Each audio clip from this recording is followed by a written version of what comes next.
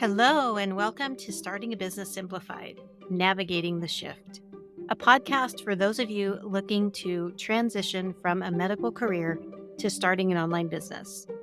I will be sharing how to get started, success stories, and more.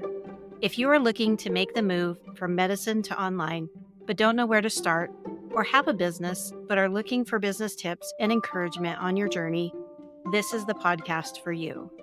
I'm Susie Rains, your host, and I look forward to helping you simplify starting a business.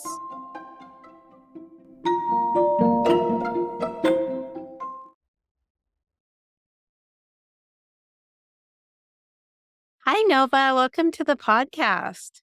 Hi, Susie. Thank you for having me. I'm so excited that you're here. The topic that we're going to talk about is so incredibly important and awareness around it. So before we jump into our topic for the day, if you wouldn't mind just sharing a little bit about yourself and how you got started in your business. Sure. Yeah. So I am a psychotherapist licensed in Texas, and I am a transformational coach. And I got started. I went into the therapy field and right away wanted to be in private practice. I knew that's where I wanted to go in the field. But before, as I was getting my hours and things like that, I was working at a domestic violence and sexual assault center and in a psych hospital. So definitely got lots of experience there. But again, the goal was always private practice. I just wanted that independence. And so I set out to do that pretty quickly. And I never took insurance, which was also a thing that like within that psychotherapy private practice realm is always kind of a decision to make and stuff. And really was a transition of like getting started and getting going. And then so I started my practice 13 years ago. And then in the last 4 years, I've been transitioning for the coaching realm and doing the transformational coaching. So yeah. Thanks for sharing that. Would you mind just expanding a little bit more on the transformational coaching? Because I think for those listeners out there, if you are in a mental health or working therapy of some sort, it might be interesting for them to get an idea of kind of how that transition works and what it is that you're doing now. Yeah. So a lot of what kind of prompted that is I took a 2-year program and it's called Hakomi method, and it's a mindfulness-based somatic practice.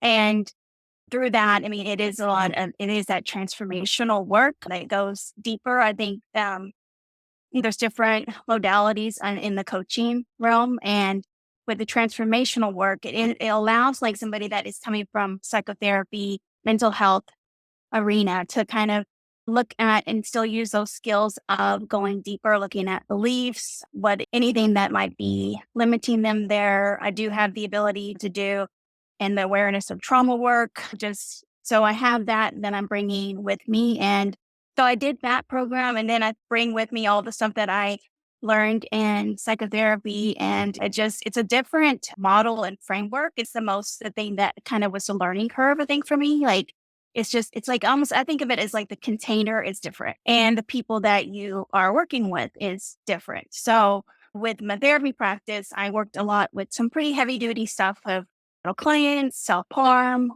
all of that type of thing. And I work with people who are functioning and they are in the coaching realm. They're able to do what they might struggle with certain things like we're going to talk about today, but they are functioning. And so they're able to hold themselves accountable and they just want that extra accountability. I think that's a big piece too. That was a transitioning difference of like, okay, it's with therapy, with clients, there's benefits for both, right? But like clients can come and work on stuff and then they're able to go and disappear for 6 months and then come back.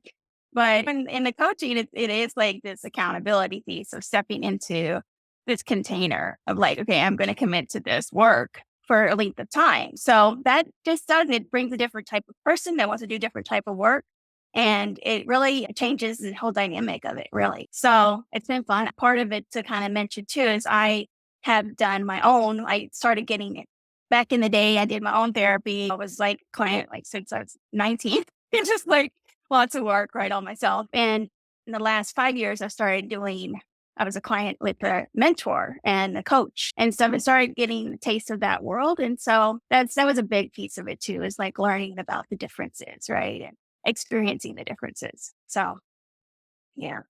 I love that you have experienced both from your own personal perspective, going through therapy and going through coaching. And always recommend that people that are starting a business or transitioning in any way, or going through something that they are, even if it's health wise, mental health wise, have a coach or mentor or somebody that can help you work on yourself, because we can't help others unless we're taking care of ourselves.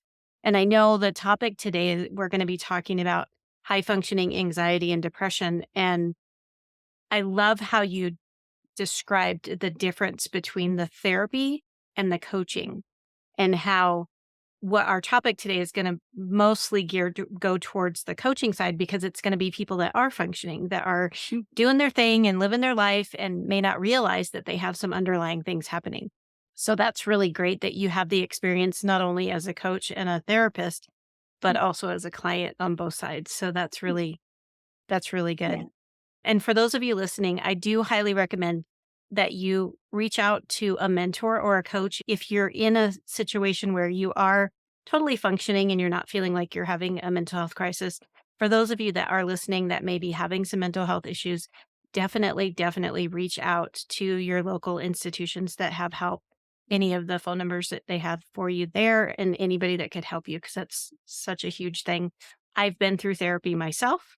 I suffer from PTSD, and I had lots of therapy there, and then I've had multiple coaches. So you and I have a lot that we have in common Yeah. that way. Yeah, we do. And it was so helpful. I had clinical supervisors and support in that way in the therapy field, but just the business side of things, there's so much that, and then going from the medical model field and just into a business is a lot. So definitely reach out and get support for that in one way or the other. I would recommend. Yeah, yeah, for sure. So for our topic today, we were going to talk about high functioning anxiety and depression. So if you wouldn't mind just giving us a good understanding of that, and just whatever you feel the listeners out there would benefit from knowing about this topic. Sure. Yeah. So I'm just to start off kind of like identifying like what is high functioning anxiety and depression. And it is anxiety and depression that can easily be hidden or hard to detect. Someone with high functioning anxiety and depression may not think they're depressed or anxious at all. They might not see it, and they might not see the impact that it has on their life. Right. And that is really for two reasons. So with high functioning anxiety and depression, it's not as severe, like we mentioned a little bit. It's not as severe as what is seen in like major depressive disorder or like someone who's having panic attacks. Like most of the time, it's not that severe, right? However, it can get to that point, right? If it's left unchecked, it can get to that severity. And so it's important to kind of be aware that it can get to that point, and people can still kind of be appearing to function well on the outside. But it and even though it may not be to that severity level, it is still having a damaging impact on a person's life for sure. So the second reason that it goes undetected and what distinguishes it as high functioning is that the person is still able to function despite the anxiety or depression. And in fact, the kind of thing I want to like really hone in on, Susie, is like they're actually a lot of times over functioning. So a lot of times these people are very successful, high achievers in spite of feeling this anxiety and depression on a daily basis, right? So it is part of the over functioning and kind of going mentality that pushing through that actually is part of what creates the anxiety and depression too. Right. So it's really seen externally, the suffering isn't seen, right? It's not visible to a lot of the family members or people that are in their life, right? So that's really what distinguishes it, is that they're very good at hiding it. It's very good at hiding it, and they may even hide it from themselves. So, and I wanted to just kind of, I think for the listeners, if they can I wanted to go through a list of like, what are some symptoms or indicators that they might be experiencing so they can see if they relate to this at all. So with the depression side, and there will be overlap between the anxiety and depression for sure, but just generally like what I see with the depression is that people often feel like they're just going through the motions of life. They're just they don't really it's every day is the same and it's just one foot in front of the other, feeling like zombies a lot of times, having trouble focusing and concentrating, not experiencing any joy, and even things that they used to experience joy in, it's not really like fulfilling them as much anymore. Feeling flat or no emotion, numb. It can be that there's more sadness and more feelings of loneliness too. But, a lot of times it can just be kind of a flat affect. And can also just, a lot of times it's anger and irritability too that is showing up. Feeling disconnected, feeling tired, even though you have slept, and feeling low energy, no drive or motivation, feeling hopeless. And then even low self esteem and self worth can be an indicator of this. Having very negative self talk and negative thinking. And doing things like zoning out activities where they are just numbing out in front of TV a lot, or numbing out with alcohol or food, scrolling social media mindlessly. So it's basically like there's an internal disconnect from the world, from their interest and their desires, but they appear to be present, engaged, and doing what needs to get done. Everything still is getting done. But inside Yeah, there is that this experience. I can say, and I'm completely transparent with my listeners.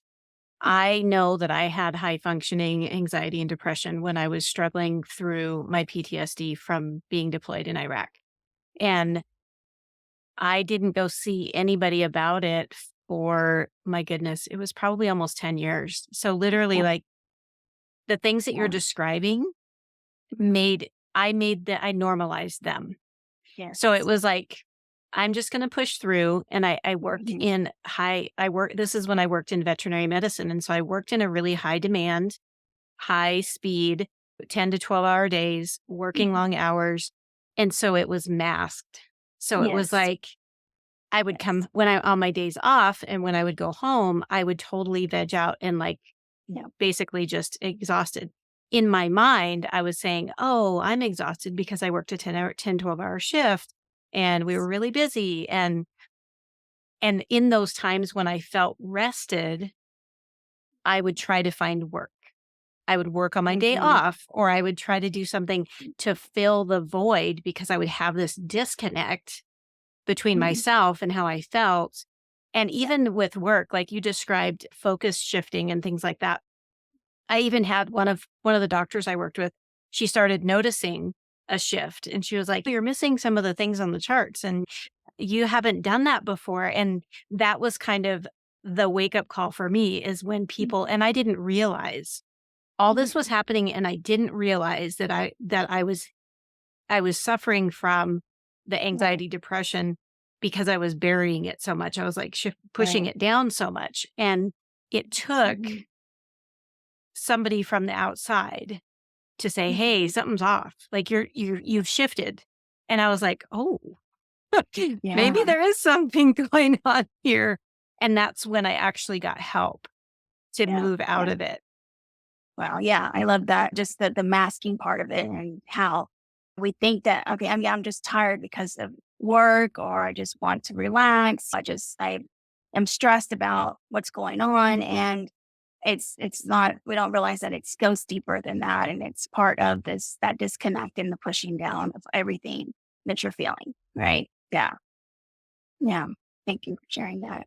So the anxiety part, it is also being highly critical, like highly critical of self. That's how that shows up. Worry thoughts a lot, not feeling good enough or enough at all, right? Unworthiness, perfectionism, feeling shame and insecure. A lot of people pleasing and procrastination is seen with the anxiety side, avoidance of events and activities, trouble sleeping too, trouble eating, maybe too much or too little, physical health problems with the anxiety. A lot of times it's like the digestive issues, tension in the body, headaches. And what you spoke to, Susie, is like the staying busy all the time, right? Like even whenever you were having downtime, not being able to rest, not being able to stop, just having this mile long to do list, even when you're not working, right? And this rushing, kind of chaotic feeling, always feeling late or behind, feeling disorganized, forgetful, overwhelmed, and a lot of overthinking, analysis paralysis type things. So, yeah, that's what really shows up. And I think some of the things that some of it's very again, we can label it easily as anxiety and depression, but a lot of these things they can be so hidden, right? And just thought of as something that is just a symptom of something else that's still going on in your life, right? Yeah. Yeah. So So mhm. from the list that you just said, if there are people out there that can resonate with some of those things, what are some things that you can recommend for them to do, or ways that they can, like, if they're thinking, well, how do I know if it's really an outside influence or if it's actually something that I'm struggling with? Right, right. Yeah. I mean, I would really say that the first step is that awareness piece, just like how Susie, you had to have somebody externally say it to you. Um, you know, that we might not have that. So just really taking this time to hearing what you are hearing and taking it in, maybe even going back and listening to that list again and writing down like what do you really what hits home? What is like, okay, this is something I've been doing way too much of, right? Like this is something, it's not just an occasional thing. Like I'm finding myself doing this every night. And I'm saying, like the example you gave, like I'm just saying it's because I'm tired. But and so the awareness piece, I would say to just kind of even take a little notebook or something like that and like start to document when this shows up for you, when you can kind of see it. You can, as you track it more and you have more awareness, okay, like this might be like, okay, oh, I see that I am really feeling a lot of worry about this. Like I'm going to, maybe it is situational, but like as you keep tracking it, you kind of see, okay, I'm really worried. I'm finding myself worried about this over here. It's like nonstop. I can't really like quiet my brain down.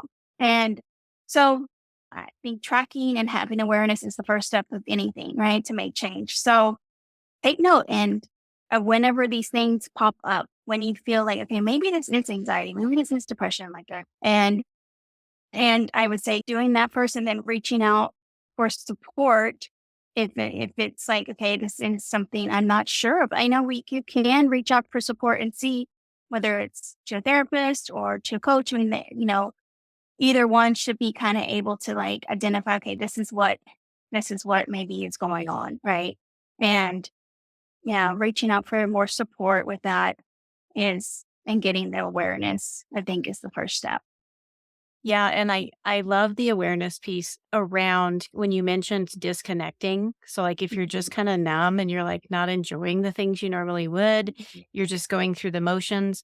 I think by one of the things I started doing for myself, and it's not around anxiety and depression, but it's around my thoughts. So I put a thought that I have and I do a scale of 1 to 10. How am I feeling about that thought today? And I check in Mm-hmm. with myself.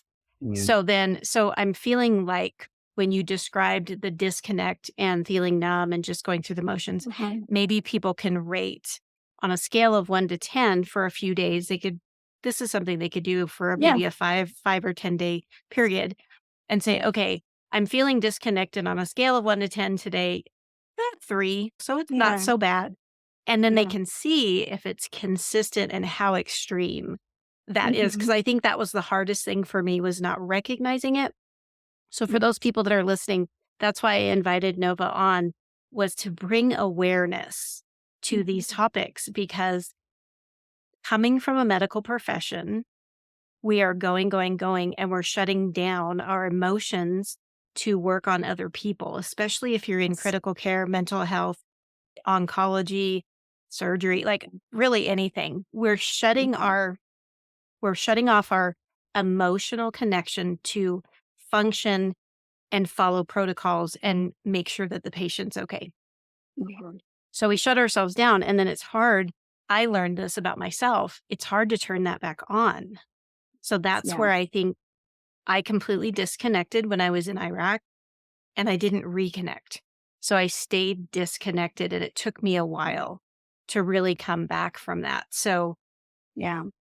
Yeah, and I love the, like, kind of that you brought up the short period, like, do it for 7 days, like, just track it for 7 days, try to have that where there's apps too that I've had clients use that you can just mark it down, like, on scale where you're at on the depression, anxiety symptoms, and things like that. So, just kind of just track it and, yeah, the disconnect, and it can be kind of overwhelming and a lot to get back to that connection with self, right? So this is like a baby step in that, and just like bringing that awareness back to self and seeing what is going on, right?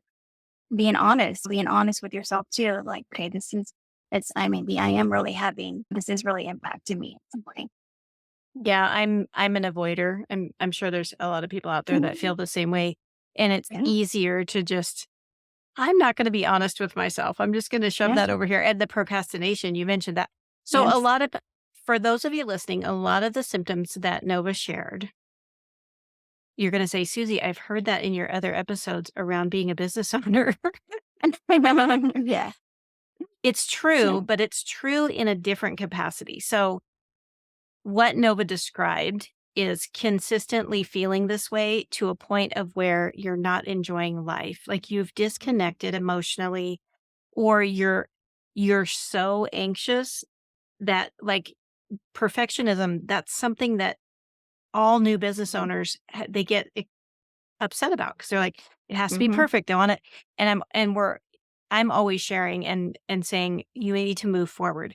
So the difference between the two would be completely disconnecting in your life.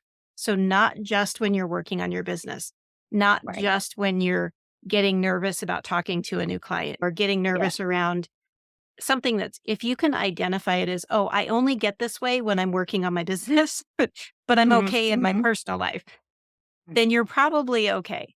But if it's Yeah. overall across your entire life and you can't seem to get away from it, would that be the best way to describe that, to kind of give people, Totally. because we do Yeah. talk about a lot of these things like being perfectionism, procrastination, and that falls Mhm. under, I can ask you this, that falls under some of your coaching stuff, because that would be beliefs. Mhm.